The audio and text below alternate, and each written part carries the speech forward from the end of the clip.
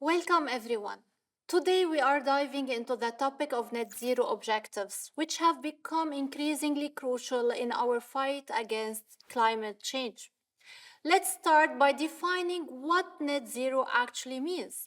Net zero refers to the state in which the amount of greenhouse gases emitted into the atmosphere is balanced by the amount removed. In simpler terms, it means that we are not adding more CO2 to the atmosphere than we are taking out. This balance is essential for mitigating the impacts of climate change.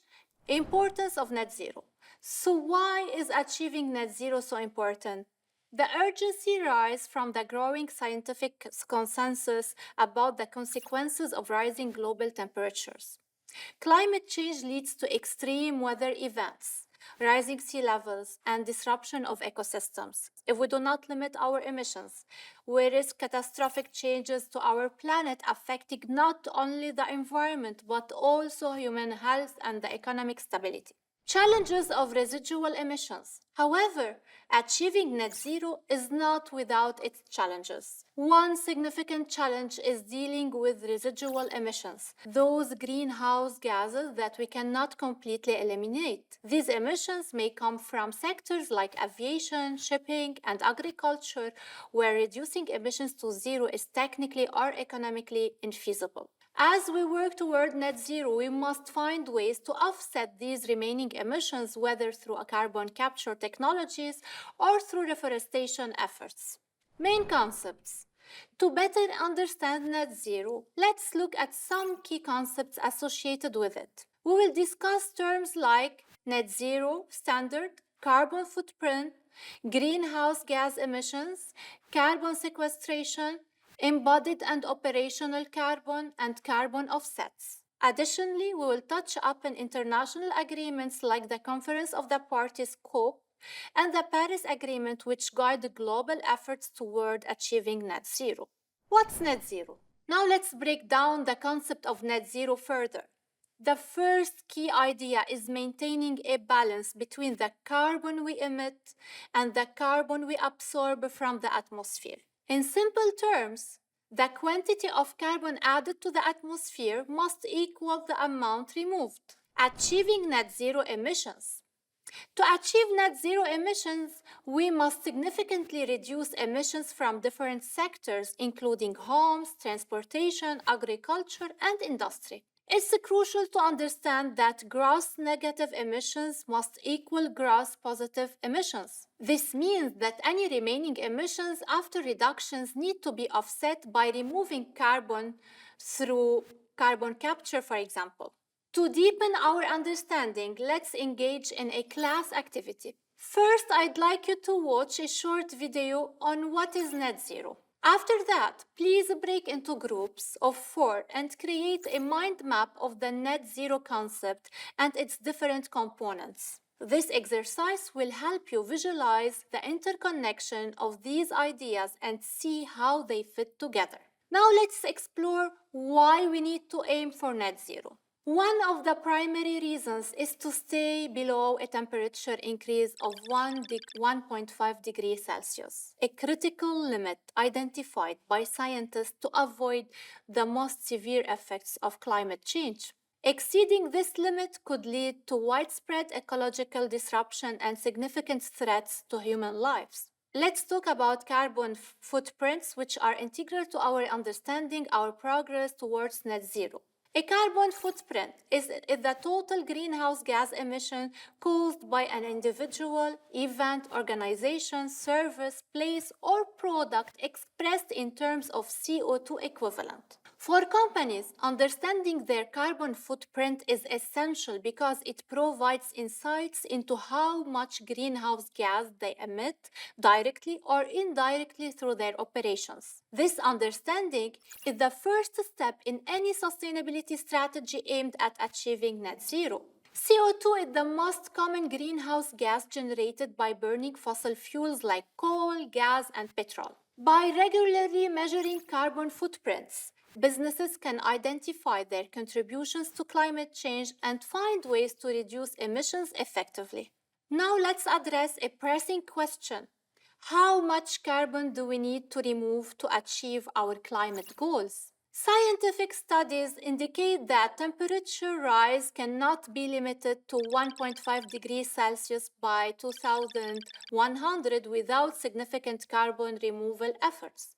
By 2050, the world would need to remove an average of 8 gigatons of carbon dioxide annually. Cumulatively, this means we would need to store about 810 gigatons of CO2 between 2010 and 2100, which is equivalent to roughly 20 years' worth of global emissions at current rate. Now let's discuss how carbon is removed from the atmosphere. One effective method is expanding forests, as photosynthesis naturally removes CO2 from the air. This approach is not only cost-effective but also beneficial for biodiversity. In 2020, for example, Ethiopia managed to plant 350 million trees in just 12 hours, while India planted 220 million trees in a single day.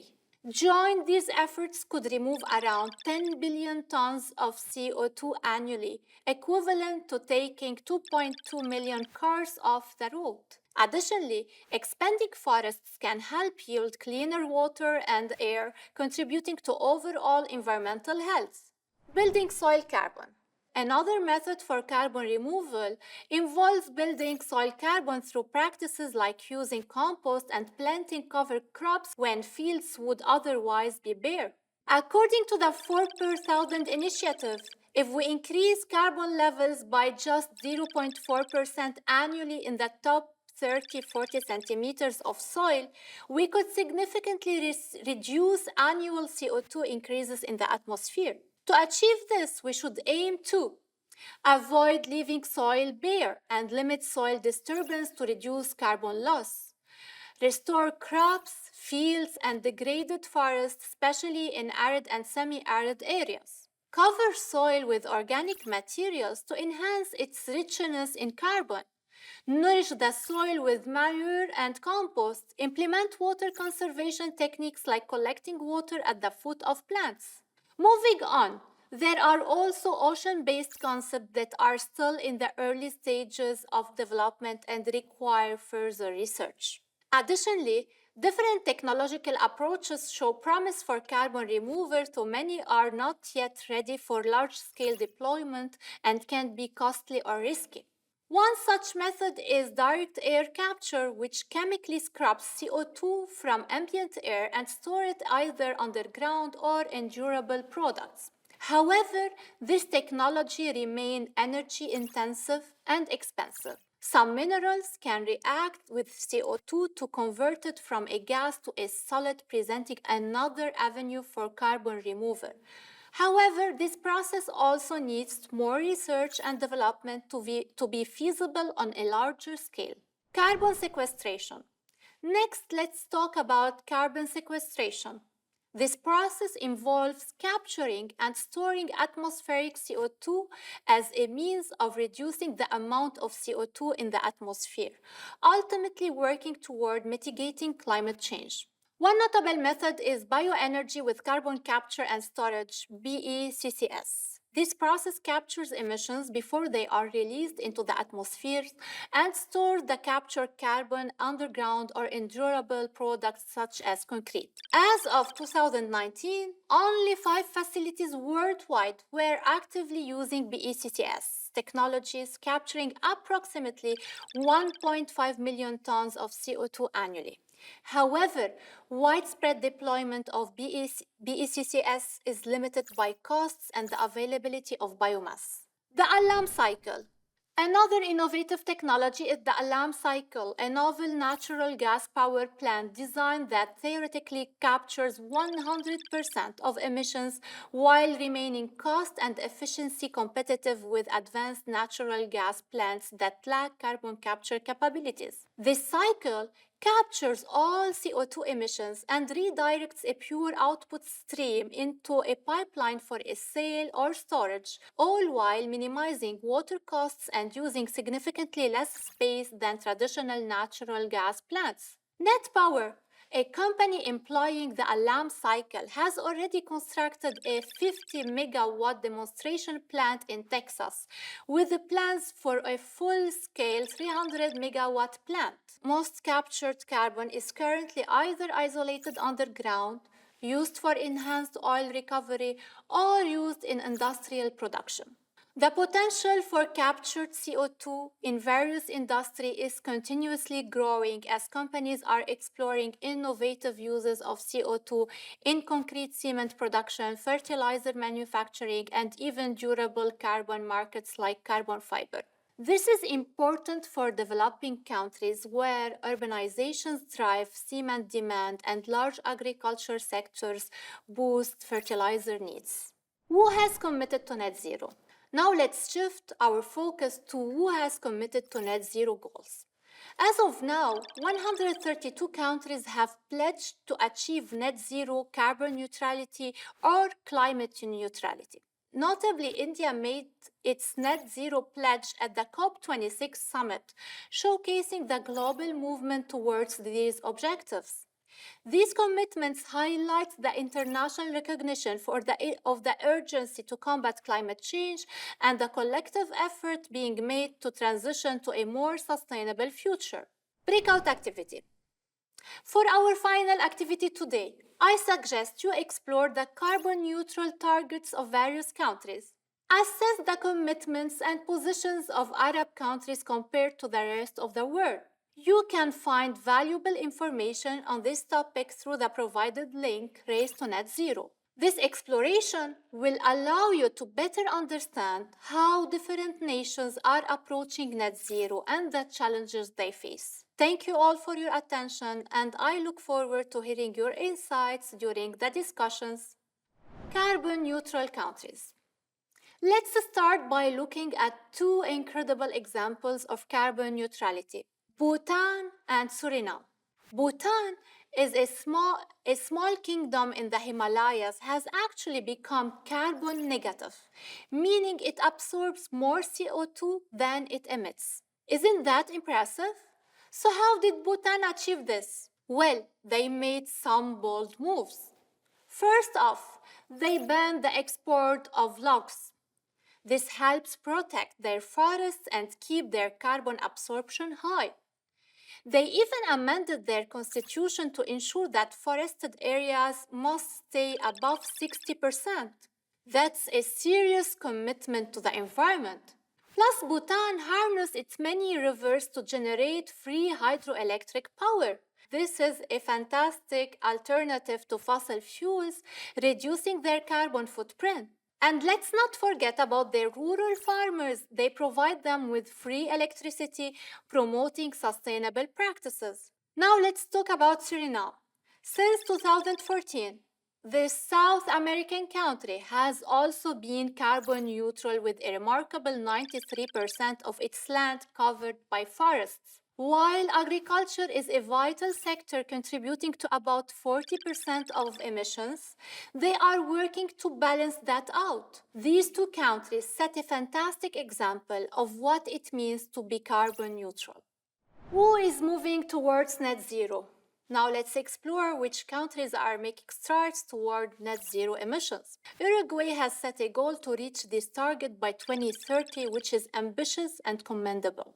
Other countries are setting their sights or even earlier dates like Finland, Austria, Iceland, Germany, and Sweden, all aiming for 2045 or earlier. They are part of the Carbon Neutrality Coalition, which has set a target at least by 2050. The European Union is also taking bold steps. They recently established a law aiming for climate neutrality by 2050, showing a strong commitment to reducing emissions. Then there are countries like Australia, Singapore, Ukraine, Kazakhstan, and even China, which have targets set for after 2050.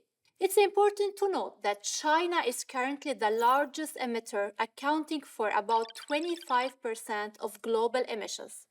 So the steps they take can have a huge impact on the global climate situation. Now let's shift our focus to the Saudi Green Initiative.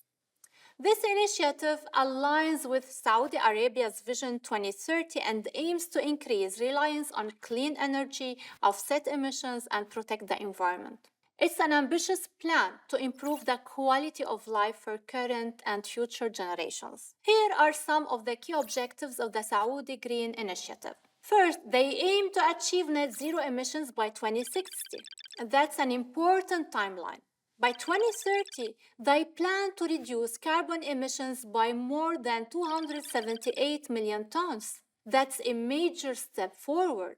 They are also looking to increase their domestic renewable energy generation capacity to 50% by 2030, which is a huge. The initiative includes a plan to plant 10 million trees and rehabilitate 40 million hectares of land over the coming decades. By 2030, they aim to plant 450 million trees and rehabilitate 8 million hectares of degraded land. Plus, they want to protect more than 30% of their total land area. Another goal is to contribute to cutting global methane emissions by 30% as part of the Global Methane Pledge by 2030. Lastly, they plan to ensure that 20% of terrestrial, coastal, and marine environments are protected by 2030. This initiative truly reflects a commitment to a sustainable future for Saudi Arabia and beyond. Conference of Parties. Let's talk about the Conference of the Parties, or COP for short. This is the main decision-making body of the UN Framework Convention on Climate Change, where global leaders come together to negotiate and pledge their nations' commitments to sustainability and climate action. In 2022, Egypt hosted COP27 in Sharm el-Sheikh, and it was followed by COP28 at the United Arab Emirates, and this year COP29 at Baku. These conferences are incredibly important as they create a platform for global stakeholders to take responsibility for their contribution to climate change. It's a place where countries can highlight the pathways they will commit to in order to mitigate their impacts. These gatherings play a crucial role in fostering international cooperation and setting the stage for global climate initiatives. The Paris Agreement. Now let's discuss the Paris Agreement. This was a landmark moment achieved during COP21 in 2015 in Paris. For the first time, countries came together to agree on a resolution for climate change and climate action. The parties of the Paris Agreement pledged to take action that would collectively limit temperature increase to 1.5 degrees Celsius. This agreement represents a global commitment to tackling climate change, and it is a fundamental part of the efforts to ensure a sustainable future for our planet. As we look at targets versus action, there is a strong case for developed countries to commit to going net zero before the mid-century mark. Why?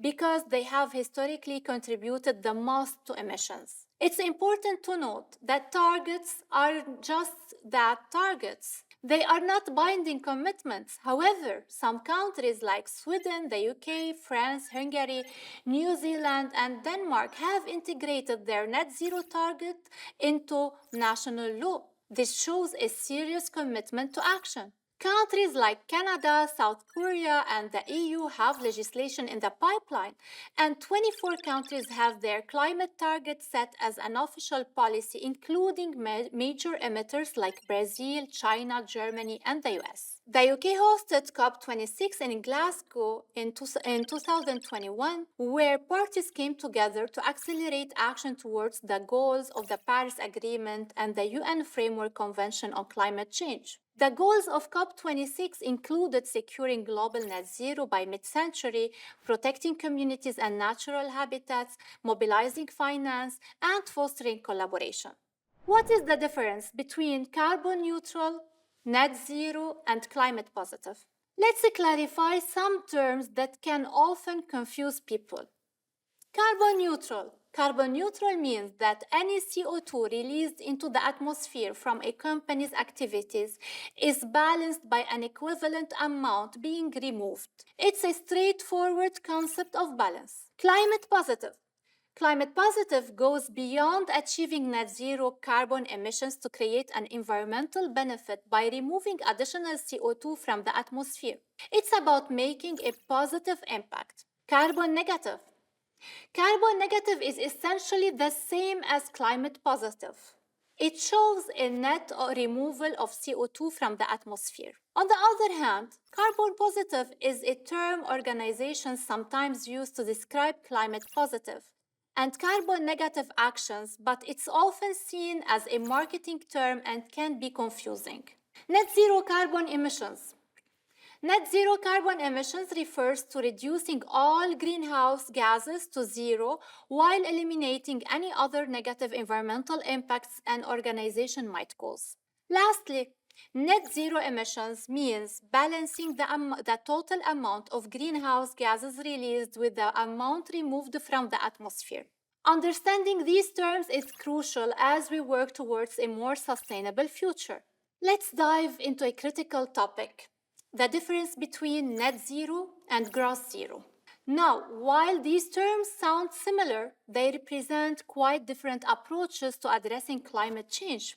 Net zero refers to the concept of balancing the amount of greenhouse gases emitted with the amount removed from the atmosphere. It's not just about completely eliminating emissions, it's more realistic. It acknowledged that after all reasonable efforts have been made to reduce emissions, some residual emissions may still exist. On the other hand, gross zero sets a much more strict goal. It aims to reduce emissions from all sources to zero. This approach can be very challenging, especially in industries where eliminating emissions entirely is nearly impossible, such as aviation. We are talking about the logistics of flying people and cargo around the world. It's simply not feasible to remove all emissions right now. In these cases, we accept that some residual emissions will occur, but here is where it gets interesting. These residual emissions can be offset by using greenhouse gas removal technologies.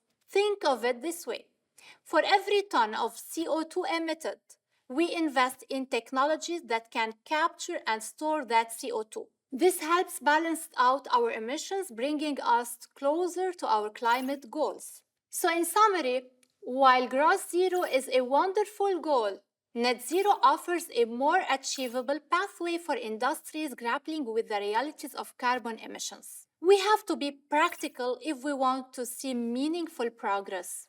Now let's look at the challenges posed by residual emissions. According to the Committee on Climate Change, even if we maximize existing technologies to decarbonize many sectors like energy, heating, transport, industry, agriculture, and waste, we are still looking at around 130 million tons of CO2 equivalent emissions each year.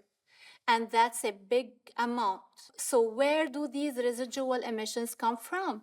They primarily rise from several sectors. For instance, industries like manufacturing and heavy transport contribute to this total. Then we have aviation and shipping, which are particularly hard to decarbonize due to their reliance on fossil fuels. There are also greenhouse gases that aren't just CO2, mainly coming from agricultural practices.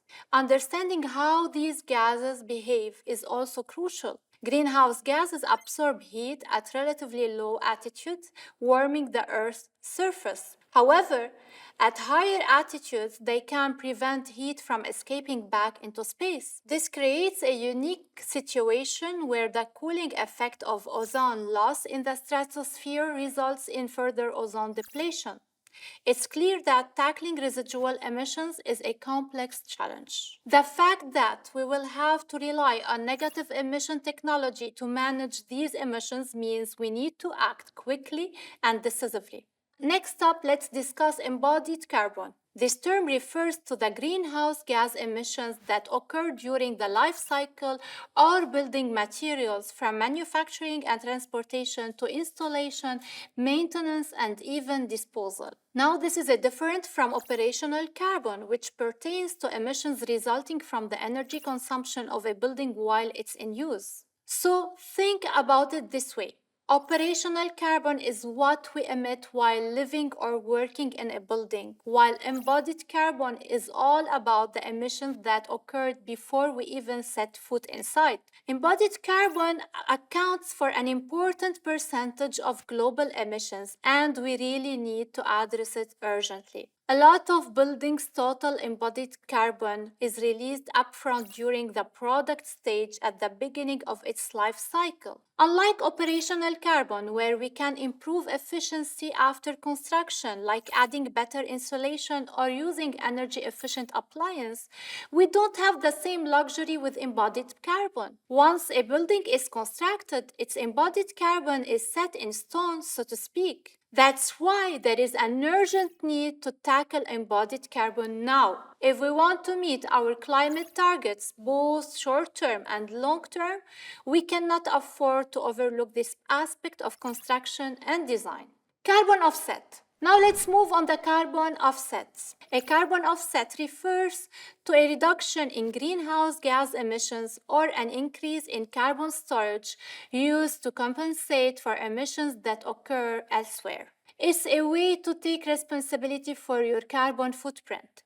Here is an example to illustrate this. Imagine you own a moving company and your trucks are driving across the country every week, helping people move their furniture and belongings. You know your trucks are emitting harmful gases and they burn fuel for those long journeys. Instead of just shrugging it off and thinking nothing can be done, you could invest in a carbon offset. By doing so, you could fund a project like building a new wind generator, which generates emissions-free electricity for the grid. The money you invest in these projects helps to balance out the emissions produced by your trucks. So while your business might still be producing carbon emissions, you are actively contributing to projects that reduce emissions elsewhere.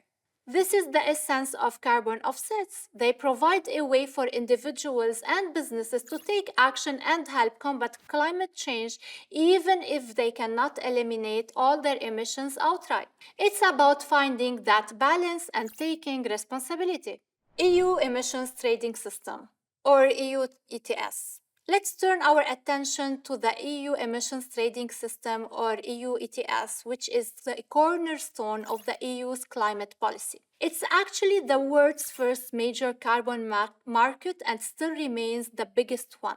The EU ETS operates in all EU countries plus Ireland and Norway. It covers around 10,000 installations in the power sector and manufacturing industry, as well as airlines operating between these countries. In fact, it accounts for about 40% of the EU's total greenhouse gas emissions. So how does it work? It's based on a cap rate principle.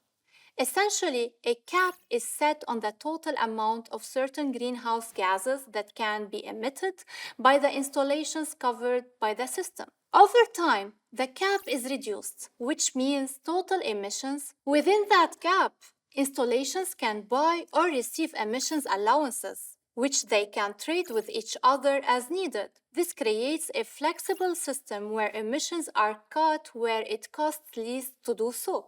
After each year, each installation must submit enough allowances to cover its emissions.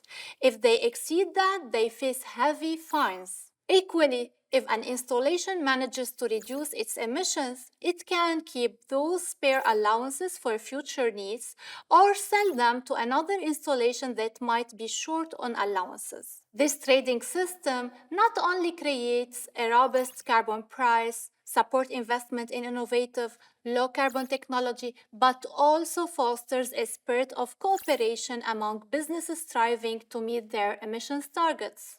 Business pledge. Finally, let's look at the role of business pledges in the net zero movement. Major companies have also made commitments to reach net zero emissions. For instance, Dell aims for net zero by 2050.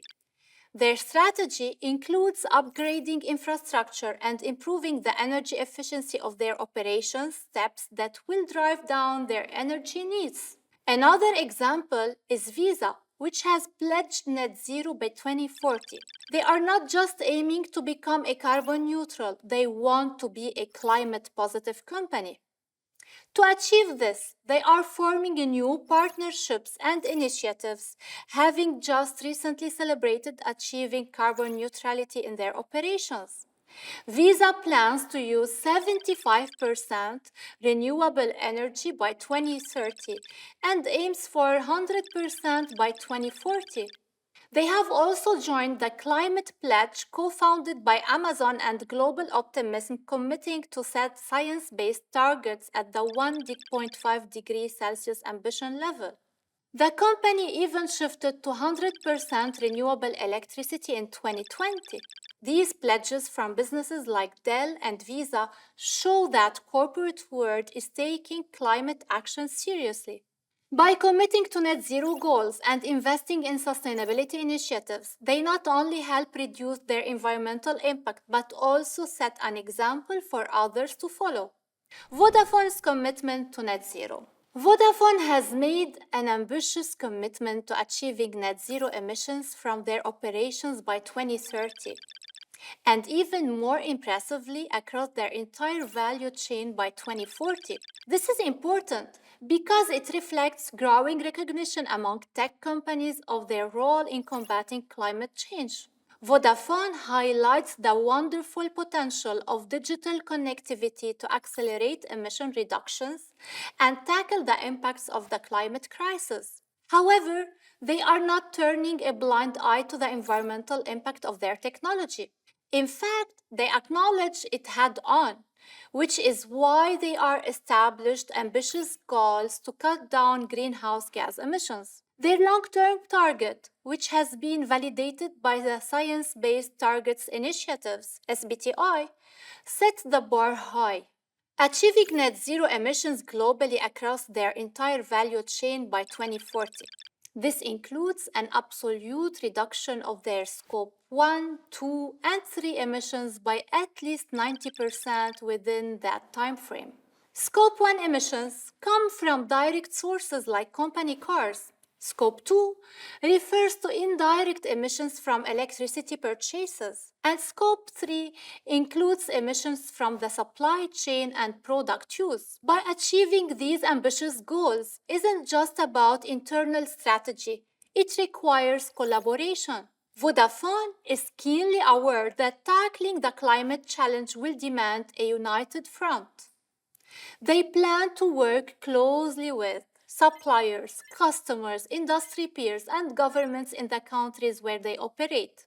This collaborative approach is essential because climate change is a complex, multifaceted issue that cannot be solved in isolation.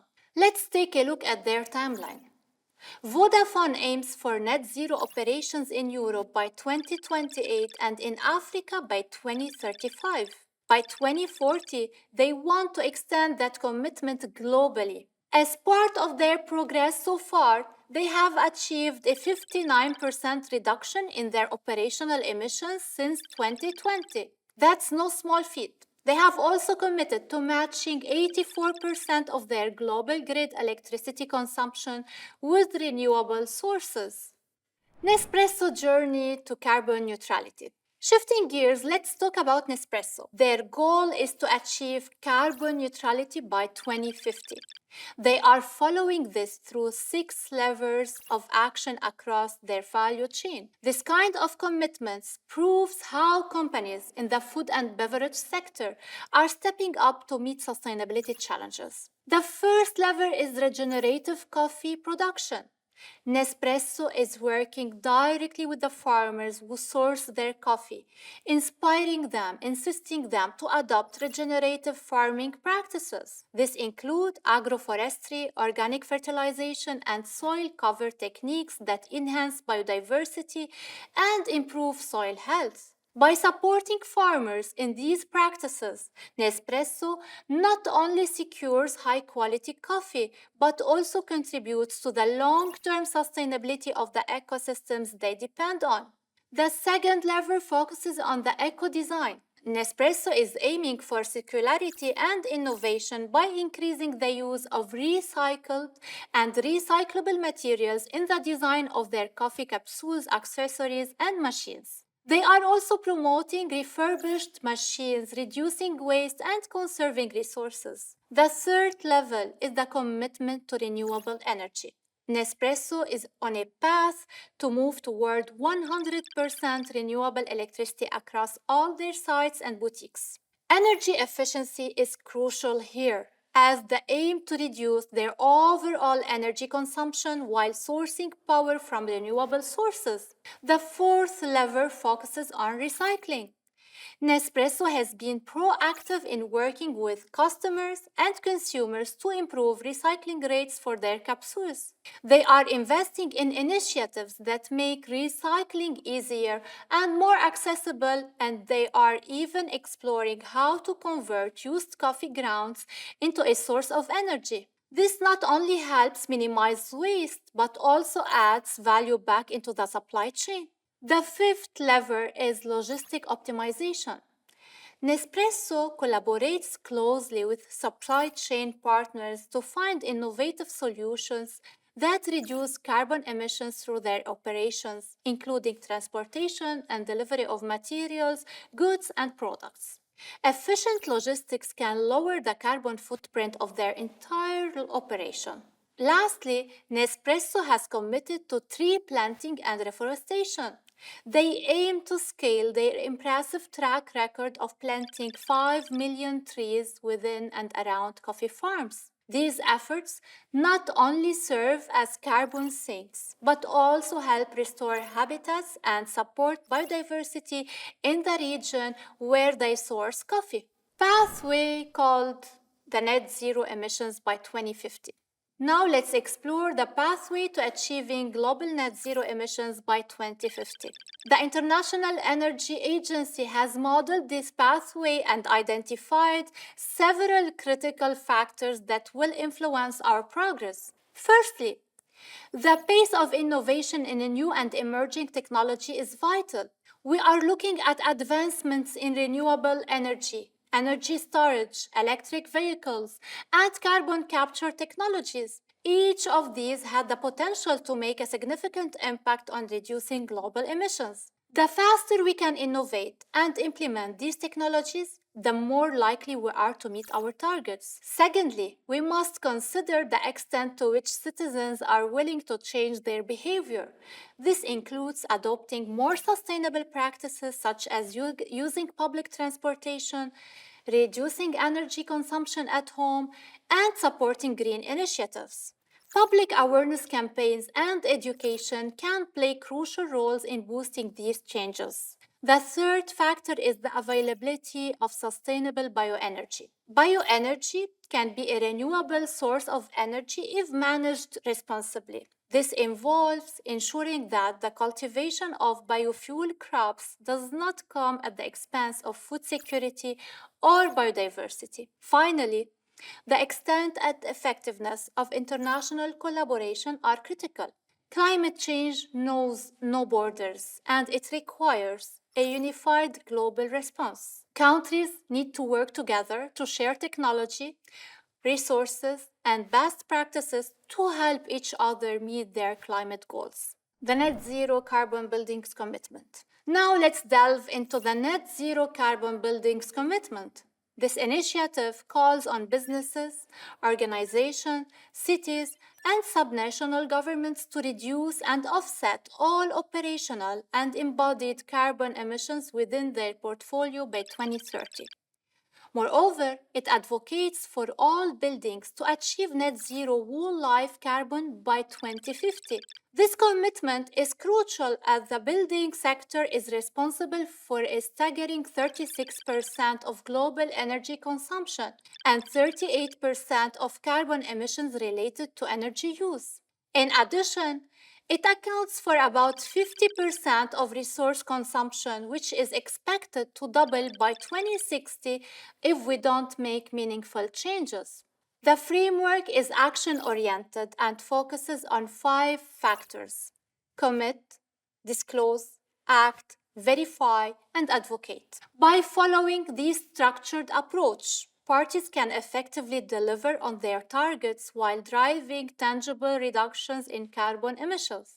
It also promotes best practices within the industry, enabling organizations to learn from one another and continuously improve their sustainability efforts. Now it's time for a breakout activity. Let's put our thinking caps on and brainstorm some actionable steps that countries or the international community can take to incite businesses and other stakeholders to move towards net zero. I want each of you to come up with 3 to 5 action points. Think about how these initiatives could be implemented effectively and what challenges might arise. After about 10 minutes, we will regroup and share our ideas with the class. As we wrap up today's discussion, let's quickly review our learning objectives. Hear what we aim to cover. What's net positive and how is it measured? Understanding this concept is key for companies looking to create positive environmental impacts. What is net zero and how does it differ from gross zero? It's essential to differentiate these terms as we discuss corporate responsibility. What are the competitive advantages of a net positive approach? Companies can leverage sustainability for brand loyalty and market differentiation. What challenges do residual emissions pose? Identifying these obstacles is crucial for devising effective strategy. How can net zero be achieved? We explored several strategies that companies and governments can adopt. Which countries are leading the way towards net zero? Recognizing forerunners can inspire action globally. Let's reflect on these questions. Which learning objectives resonate with you the most? How can we take these insights and apply them in our future activities? As we wrap up Module 7, let's take a moment to reflect on the journey we have taken together through some of the most pressing ideas in sustainability. We started with net positive, the idea that businesses can go beyond sustainability by giving back more to society and the environment than they take. It's about aiming for zero carbon, zero waste, and zero harm, but also about creating positive impacts that extend beyond simply reducing harm. We explored net zero, where the goal is to balance all greenhouse gas emissions with equal removal efforts. This is absolutely essential in our fight against climate change. We discussed why achieving net zero is such a critical step and how concepts like carbon neutrality and climate positivity fit into this larger picture. We looked at the power of ESG, environmental, social, and governance principles, as a framework guiding sustainable investments. And we talked about the importance of international cooperation through agreements like the Paris Agreement and initiatives such as EU emissions trading system. To bring these ideas to life, we dove into inspiring examples of companies that are actively pursuing these goals. We looked at Kingfisher, Nespresso, and Vodafone and saw how each is making strides in net positive and net zero space, not only for the benefit of the planet, but for their own growth and resilience as well. Finally, we looked at the pathways to achieving net zero by 2050, considering the role of technology, shifts in consumer behavior, and the importance of working together globally. As we move forward, let's carry these insights with us, thinking about how we can each contribute to a more sustainable, regenerative future, whether that's within your own organization, communities, or even in the choices we make daily. Thank you all for being part of this journey, and let's continue to create a lasting impact together. Thank you.